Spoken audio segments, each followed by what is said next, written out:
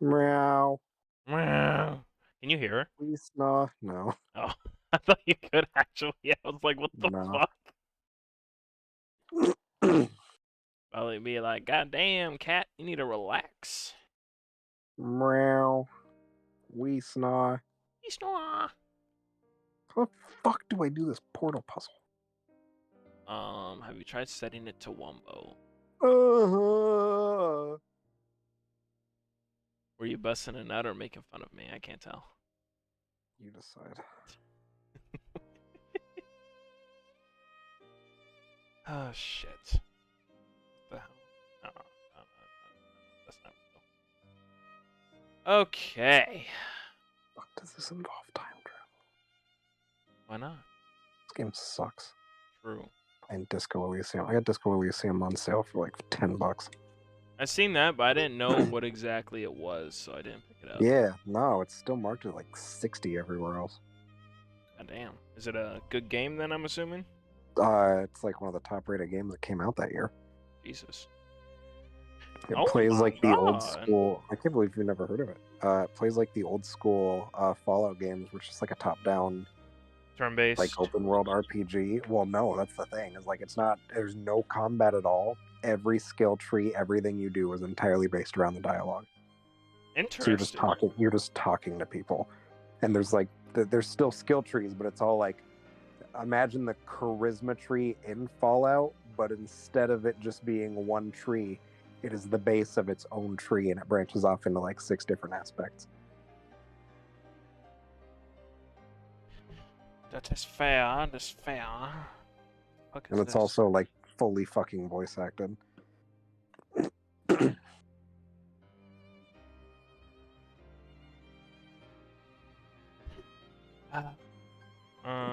And then I need to do this, this, this, and this, and this, and this, this, this, this, and this. Alright, alright. What the fuck is going on here? Please stop spazzing out. That'd be nice. Alright. Okay, I think I'm good now. Welcome, everybody, to the next episode of the podcast. I am your host, Afro Black, with my co-host, Marcos Portrait. Say hello to the people. Howdy. Howdy. This guy is Southern now, just so you know. That was Australian. Say it again. Howdy. Howdy. I don't know, Howdy. man. That sounds pretty Southern to me. You're wrong. Anyway. Anyways, we have a few articles for y'all tonight. Some spicy ones, actually, as some of them took a turn that I was not expecting. Great. Everything is fine and normal and sane. Of course. Why don't you go ahead and tell us about Overwatch's new custom game mode, Carter? Oh, yeah. Good starting point. Proud of Oh, you. yes. Let me jump up the list here. Oh yeah. So, I'm not going to say the phrase outright, as I don't know if Twitch will nuke the channel. There is a very well-known game mode in Overwatch 1 that is, I say pretty much, but I think it's also actually like the official name of it. It is called Activision Employee Simulator. I love that title. Where it is basically one Mercy, and the rest of the lobby are Cassidy. For those of you who are not in the Overwatch lore know, Cassidy is the new name for McCree, whose name was changed after the Blizzard employee that he was named after initially got caught as being one of the pretty fucking big names in the list of people that came out during the abuse scandal last year and early this year. So that's cool. So as far as the story goes, they have essentially delisted this from showing up in the server for the custom game lobby searches. However, if you have the lobby ID, it's still 100% in the game available for you to play. So really, they're just censoring it and letting it still be a thing. I don't know. It's kind of like that whole Spotify stop promoting R. Kelly because he's also a bad person thing. Yeah. But yeah, that's interesting. In case you were wondering how good Overwatch 2 is right now. Me personally, I did not know anything about this because, just for reference, I probably played the first. Well, I guess. Yeah, we'll just go with one for simplicity's sakes. I only played the first Overwatch for maybe like a grand total of 4 hours. I did not know this quote unquote custom game mode was even a thing. So I wasn't really expecting this to pop up. Now, am I surprised it re-popped up? No, because as far as we know, they did very little changes. So I can't really be surprised that people were able to put it back in the game, to be quite honest. Well, it's not even like a matter of something that someone put back into the game. Like, it's a custom game mode that someone made. Yeah, I know that, but like, oh wait, hold on. Do you mean like there are private matches and you can make custom game modes like in Halo? Correct. Oh, okay. Yeah, that's. I'm not surprised about that either. That's degen hours. Yeah. Yeah. Oh. Yeah. So, in case you're looking for the next big thing in Overwatch 2, there you go. Beautiful. We love to hear it. So yeah, that's interesting. I'm not surprised that they took it down. That's obviously incredibly inappropriate. I am. Well, with the PR that they have as of recently, I'm sure they don't want any more. I'm sure that they have at least that much common sense, correct? Yeah, flew under your radar. Just sit back and watch how it's done. Many other people don't know about it. You know, I'm just saying. I don't know what I'm saying, but I'm saying. I'm saying. Yeah. Moving on to the next subject would be, why don't we talk about something that's possibly more positive? IGN reported that, let's see, when was this posted? On the 25th, so a couple days ago, that James Gunn and Peter Safran to lead DC films as co-CEOs. Warner Brothers Discovery has found its new DC leader and is none other than James Gunn and producer Peter Safran. According to The Hollywood Reporter, WD Discovery has tapped director James Gunn to become co-CEO of DC Studios, a new division at Warner Brothers that will replace DC Films and oversee DC's film, TV, and animation projects. According to the report, Gunn will focus on the creative side of the studio, while Safran will handle the business and production elements. Gunn will also continue to direct projects exclusively for DC in his new role, while Safran will keep producing. Now, both now report to WD Discovery CEO David Zaslav directly. What do you think about that, Carter? You excited for this? You think that this is the kicker that the DC needed to get their shit rolling? I definitely hope so. The Suicide Squad that he did last year was fantastic. It was 100% a step in the right direction. And I think it's really cool that they have kind of realized the life that he's breathed back into that universe with both that and the Peacemaker show, which people also really enjoy. I have not watched it, but I've heard just as many good things as I have for the movie. It was from the Suicide Squad movie. No, I think that's 100% the right decision. I'm going to be hopefully optimistic, but I'm going to be cautiously optimistic, but optimistic. Okay. I think James Gunn's a guy who knows his comic book shit, so I think that's going to play out really well for him in the long run. I like it. So, what else did he produce besides Suicide Squad? What are some of his other projects? Guardians of the Galaxy. Okay. Well, I remembered that he had done some sort of like Marvel project. I just couldn't remember what they were. Yeah, those three. He's also responsible for the live-action Scooby-Doo movies.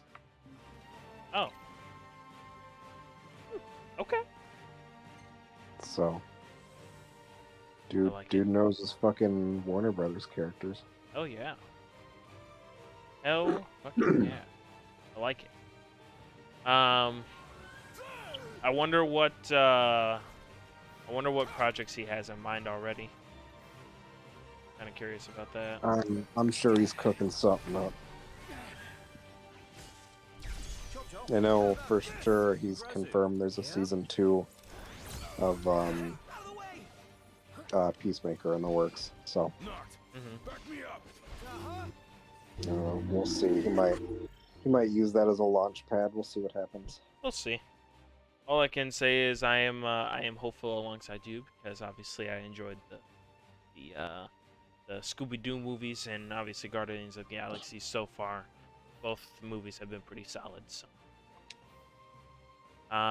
let's see here. So, on the 26th, so also a couple days ago, CD Projekt Red officially announced that they are remaking the first Witcher game. I have never played it. I played number 2, and it was alright, but it also suffered from bugs and shit. It was kind of flying under the radar real nicely because CDPR still hadn't made a substantial name for themselves yet. So they put out on their thewitcher.com website. We are thrilled to announce the Witcher remake is being worked on. That's right, the game has started it all. The game that started it all is being rebuilt from the ground up in Unreal Engine 5, which is fantastic because that, from what I've heard, that is a gorgeous engine. The game is currently in the early stages of development at the Polish studio Fool's Theory, where veteran Witcher series staff are involved. We, CDPR, are providing full creative supervision.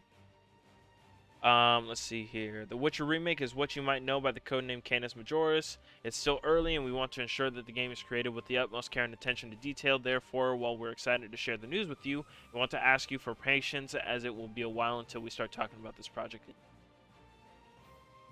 All I can say is fantastic. I guess that's good.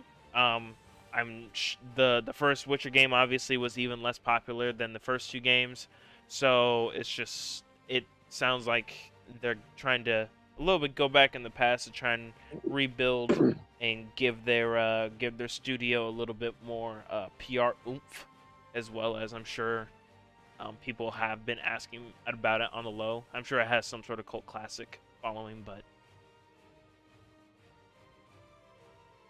what about you, Carter? Yeah, I mean, it's probably not even a cult classic thing. It's the fact that Witcher 3 is the hit that it is, and they want to go back and play the old shit. Kind of the same thing Atlas is seeing right now with, like, Persona and everything. Now that 5's a giant international hit, there's demand for the older games. Mm-hmm. It's true. I mean, remakes are definitely part of I want to say a new wave, but I would say remakes are never a bad thing as long as they actually go back and legitimately remake the fucking game and don't just like, hey, so we made the in-game resolution go from 360p to 720. Did you remake any of the mechanics? No. Did you smooth out any of? Did you smooth out any of the shitty animations? No. Okay, so what'd you change? New resolution. It's great. $70, please. $70. So, I don't know. I'm definitely curious about the game because I've never played it. First one, but I did love the third one with all of its issues. So I'm definitely looking forward to it. What about you, Carter? Gonna be interesting. Yeah. That's really all I have to say for everything that studio does now. Glad we found it. Gonna be interesting. Oh, interesting. That's great. Well, I mean, it's a fucking media win-win. Like, you know, They either redeem themselves and everyone talks about how CDPR's next game is the biggest comeback story since fucking No Man's Sky and Hello Games, True. or it fucking turns into a thing where the game is so bad they're gonna start holding it up The roads to are a perilous fucking at night. pedestal next to like We best head back Sonic into town. 06 and Duke Nukem Forever, and everyone's just gonna laugh at it. Like they're gonna fucking win either way. Let's head back to True. town. Well then. There's no middle Let's ground call for this a them. It's night. either one extreme or the other. All right. I respect that. Yeah, I'm definitely Easy looking to forward to slip with seeing more of civilization, what's but gonna be nothing wrong with the outdoors, what will but be there's definitely safety in revealed. numbers. I'm hoping that they do this remake properly, and honestly, that's about it I got on that one. Here actually, while I thinking about it, I should probably do this. Here's 2 articles I found really quick, Carter. Well, wait, Okay. look at those. But we aren't going for those just yet. Let's see here. Oh, speaking of more Overwatch news. Blizzard sells an Overwatch 2 charm cheaper than in real life than in game. Whoa! Overwatch 2's monetization has been a point of contention since the game's shift to free-to-play has made cosmetics that were once free through the original game's loot boxes fairly expensive. It turns out one of the in-game items is also for sale in Blizzard's online store, and it costs more in Overwatch 2 than it does for the actual item in real life. Whoa! As VG247 and users on Reddit have pointed out, Overwatch 2 has a cosmetic weapon charm featuring Pachimaru, an in-universe mascot character that costs 700 coins in-game's currency, which roughly equates to 7 USD. Meanwhile, a real keychain with the same design costs $5 on Blizzard's gear shop. Whoa! Am I the only one that doesn't think this is a super big deal? I I mean, it's crazy not for like that? a giant fucking scandal, but it's 100% indicative of everything wrong with this company. I mean, that's fair. I mean, like I see the weirdness about the whole like pricing of the 2 items, but It costs less to own it in real life forever than it does to buy it in a game that they have clearly shown they have the ability to cancel at any time they feel like. true. Yeah. Um I don't know. If it was like I don't even know what to compare it to, but if it was just in more layman's terms, if it was something like a lot more expensive than that, like $15 plus versus like $5 in the online store, I could understand the outrage, but this is like a $2 difference. Like, is it shitty of them to be doing that and not make any sense, really? No. Yeah, or I mean, yes. Wow. But, huh? I said, wow. But this is, out of all the things that Blizzard has done, especially with all the Overwatch 2 bullshit, I would put this honestly on the lesser of the scale. Maybe. It just, I don't know. It's a highlight of the exact problem with Activision right now and with Blizzard right now. Yeah, I would more criticize just like the reflection of their business practices versus like the actual Well, I it's what it's meant to be. suppose, yeah. I guess I'm talking mainly more about like the actual difference and why it doesn't make me super upset about that specifically, but I can understand why people are saying this is the exact reason why Overwatch 2 is just like a shitty business practice. And that, like, yes, I can agree. Yeah, that's kind of the angle they're going for. All right. Bad game, scummy company. True. Wait, don't you play it? Yeah, don't you play League? I mean, I think the last game I played was like 3 weeks ago. Yeah, but you've played it. I mean, I've played it, yes, at some point in time. Yeah. Also, League is also a Still better game. installed. Come on now. Next article.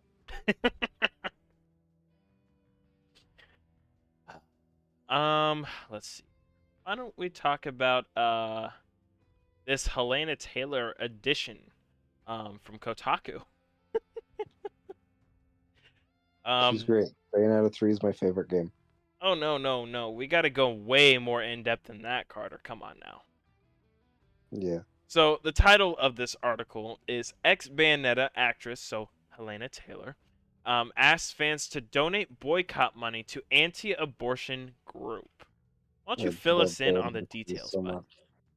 So there's about 6 pieces of news regarding this that need to be You ready to rumble, nuts? need to be Kingside? like Oh yeah, I'm game. In that case, I'll like join laid you. out before we get into today's stuff. For those of you who are not familiar with the ongoing crisis that is Bayonetta 3 PR, fucking Helena Taylor, the voice actress who has been speaking out against Platinum Games and Sega for quote unquote underpaying her or under offering her, in the last week has both come out and made statements that have directly contradicted. They have both Dang, this contradicted one's the pretty figures good. that she was I know. stating she was I provided like it too. initially, as well as confirming that the reports that people were finding that worked against her narrative were 100% correct. She just kind of tried to gloss over that whole thing while continuing to directly attack the company, the CEOs, studio leads, everybody on Twitter that showed any kind of support for it. Morning. To the point that if I remember reading correctly earlier this week, the CEO of Platinum Games has actually deactivated his account because of the harassment that she has sent his way. Oh my. Which is super great. Awesome. Love that. That's exactly how you get shit done. But yeah, so it turns out that she has lied, which is a giant step back for voice actors in the community. Awful precedent that's been set for the entire industry, just by way of her doing that. She kept screaming about it and basically giving the game free fucking PR all week until today, where she tweeted about it again and said, "Hey, instead of let's boycott Bayonetta 3. Here's a list of organizations that you should donate your $60 to that for a better cause." Or like, it was a combination of that and her saying if you donated money to her, she would make a donation to these organizations in her name. And one of them is like, a really well-known like anti-abortion fucking charity that pay for billboard ads that are basically pro-life shit. Okay. So, that's, I don't want to say the JK Rowling of our time, but This is only the beginning for her. She has other plans. it was great. Well, there was also, reading what Julio said about it, apparently there was also some anti-trans stuff in there as well. Oh. Yeah, so just like fucking giant anti-LGBTQ, like anti-rights, just discriminatory shit. Oh, that's just great. I love it when people start out like as fairly neutral on whether or not we can bleed them, and then it just goes swiftly downhill. It's so great, dude. Video games are so much fun. I know, right? It's fucking great. It's 10 out of 10. Sorry about the whole boat thing. Speaking of though, you should absolutely buy Bayonetta 3, not just out of spite for the woman who's been boycotting it, but also because it's been reviewing fantastically. I think as of right now, well, let me see. As of yesterday, it was at an 89 on Metacritic, and I believe that has gone up since it had actually been out for the public. Definitely the win that Platinum Games needed this year, so I'm glad they've got it. Oh yeah. I like to hear. As for this piece of shit, I hope that she keeps digging herself deeper into a hole to the point where, well, I think she's already at the point where she probably won't be able to get another voice actor job, but you know, Oh, she is 1,000,000% blacklisted herself today. yeah, just keep digging that hole, my guy. Just keep doing it. It's great. It's a great idea. Don't let people tell you otherwise. Just keep doing it, okay? Because I find it incredibly hilarious to watch you just, just get eliminated from the career that you apparently dedicated like over 10 years to. It's great. Yeah. So, also, I guess speaking on voice actors, I actually found an article that I don't think is supposed to be super like super related. IGN posted an article today titled Bayonetta 3 voice actors detail their pay, workload, and the dangerous race to the bottom. Let's see here. This is all background stuff. Back in 2017, it was about voice actors refusing to work with publishers like Activision and Take-Two over fair payment concerns. Now, obviously, the controversy surrounding Nintendo and Platinum's upcoming Bayonetta 3 has reignited the debate over fair pay for voice actors in the video game industry. We already know the claim that Helena made a couple weeks ago about the boycotting we just covered. In the middle of the ensuing social media firestorm, a conversation surrounding voice actor wages in the video game industry started to develop, with some actors sharing their accounts of how much they were paid for taking on certain roles. Let's see here. On Tuesday, a report from Bloomberg and later corroborated with VGC revealed that Platinum allegedly attempted to hire Taylor. Okay, so that's additional shit. Okay, we already know about all that. Let's see here. How they get paid. So, as with any industry, a voice actor's compensation greatly fluctuates depending on the scope of a project and the resources from the studio. We spoke to one voice actor with experience on multiple AAA titles who chose to remain anonymous. It's worth noting that we spoke to this actor before the Bloomberg report changed the discourse surrounding the Bayonetta situation when $4,000 was still the primary number being thrown around. Let's see here. Apparently, this actor said $4,000 is slightly more than what I got paid for being a supporting character in a fighting game. I had 3 sessions and it was a union game. It was a lot of hard work. It was efforts, which is getting hit, attacking, and all that. Let's see here. It was the story mode, the arcade mode, and it was a lot more. I'm a supporting character. I'm not even the main character. So apparently, voice actors are getting fucking railed. Let's see here. The actor mentioned it was a union job, which is a huge factor in determining how much these performers get paid. The union that represents voice actor talent in the video game industry is SAG-AFTRA. And the actor we spoke to is a member of said union. In a document from this organization detailing the minimum wages their members will work for, it shows that one day has a going rate of somewhere between $900 and $1,000. Let's see here.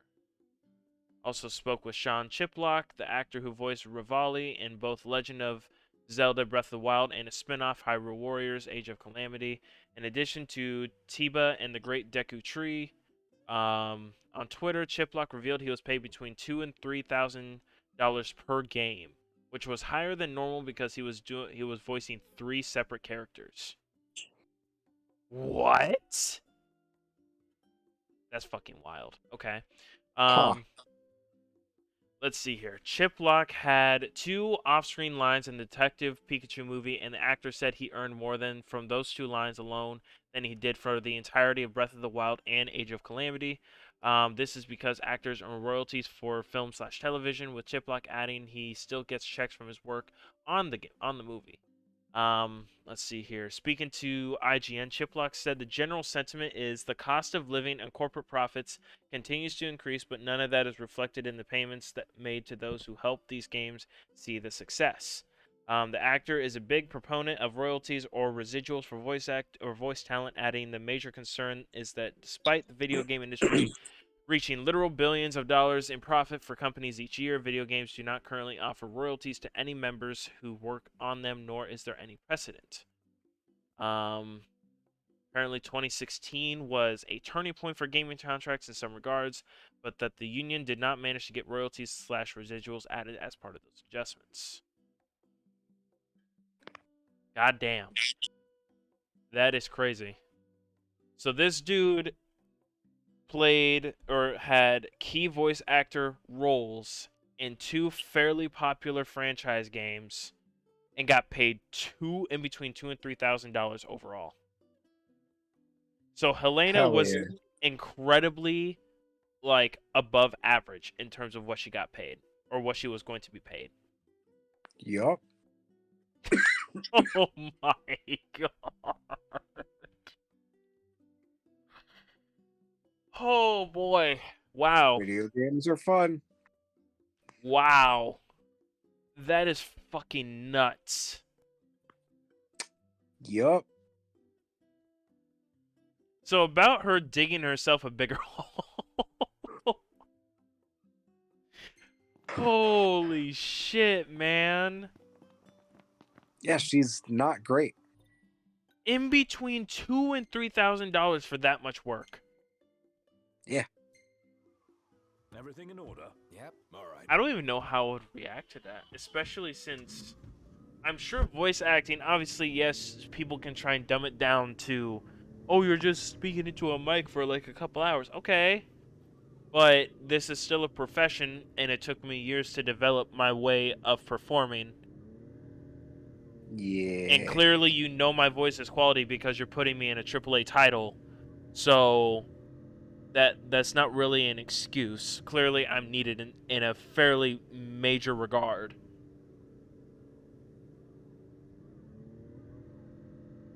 That is fucking... I don't even know what to say to that. It's not great. Why would anyone want to become a voice actor under those fucking conditions? That's just terrible. Because it's fun. That's just terrible. Wow.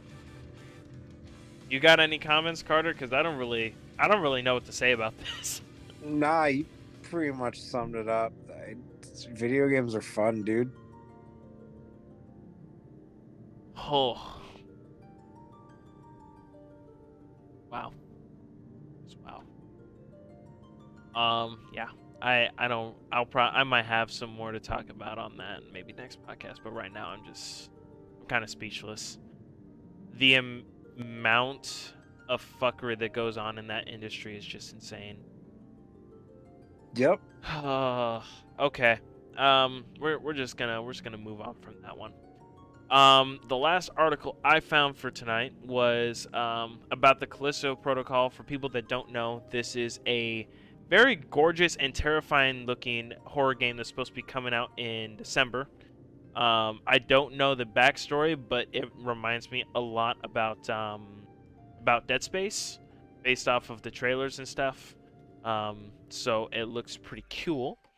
It is also, from what I know, a Sony and computer exclusive. It's not coming out on Xbox, as far as I know.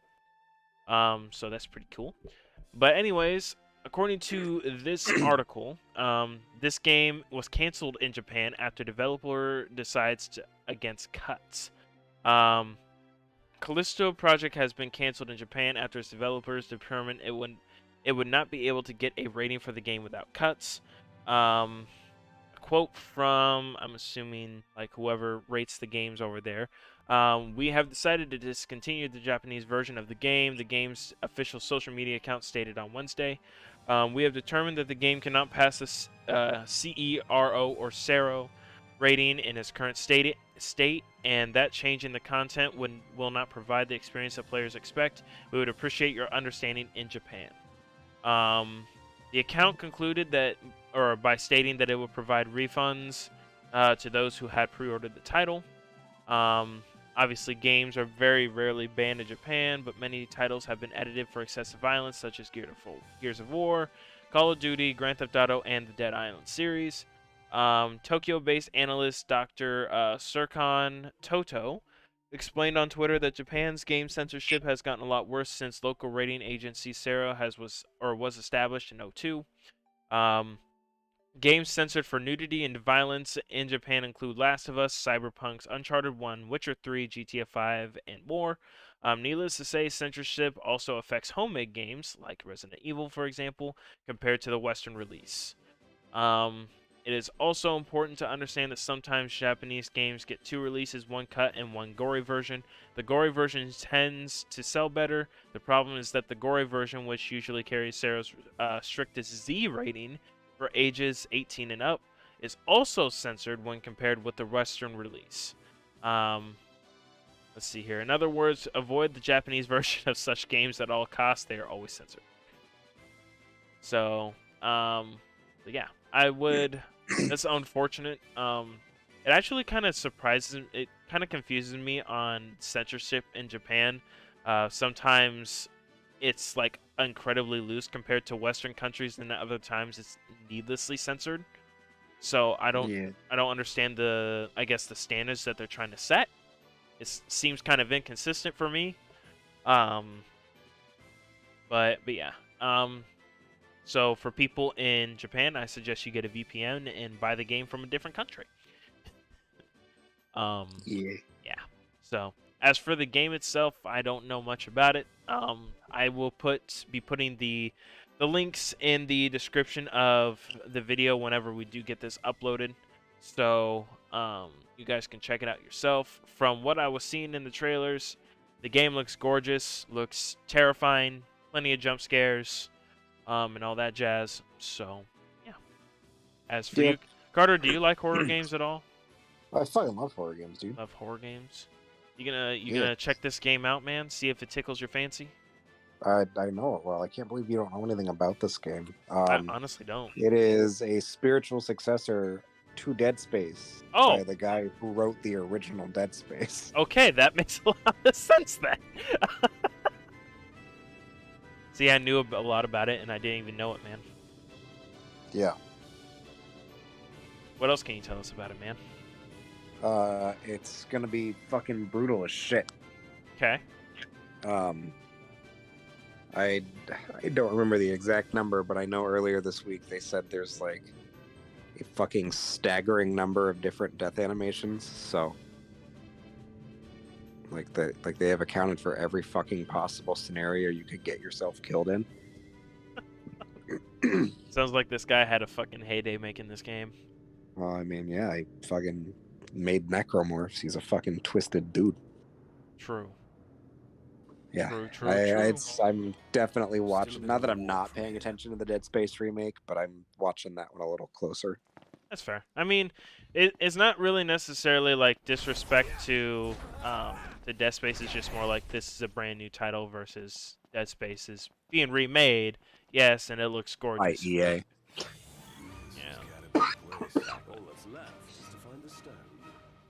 So, I don't know. I understand that way of thinking. Yeah, so it's pretty cool. The fuck? What was that? Oh, never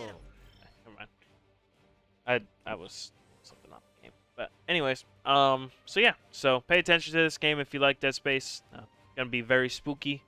I myself might even pick it up just because, you know, I haven't played a good horror game in a while, and especially on stream. I haven't beaten one on stream in a while too. So yeah. Yep. I think that's all I really got for tonight. You got anything else, Carter? Video games are fun.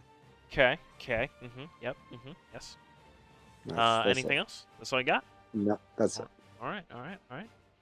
Well, I guess this will be probably one of our shortest episodes ever, which is fine. Yeah. You know, we like to kind of get straight to the point and not waste your guys' time. So, I don't have the energy to rant tonight. So no, fair enough. We'll save that for next week. It's okay. Yeah, you guys have been spared. Yeah. So I guess we'll end it here tonight. Make sure to, or I hope you guys enjoyed tonight's stream for what it was anyways. Be sure to drop a follow both on my Twitch and socials, as well as go over to Markov's Portrait on Twitch and go and follow him and his socials. Make sure to join our goddamn Discord. We're trying to get more community focused, trying to get more people in there so that we can talk about a more variety of things going on in the video game industry, and also obviously interact with the people that actually like to join and watch the streams. Make sure to also go and follow the YouTube. That's where we post all the VODs for the podcast. In case you guys miss anything or you guys want to share a channel, there you go. But I think that's enough plugs that I got for y'all tonight. So, you guys have a good night. Gaming.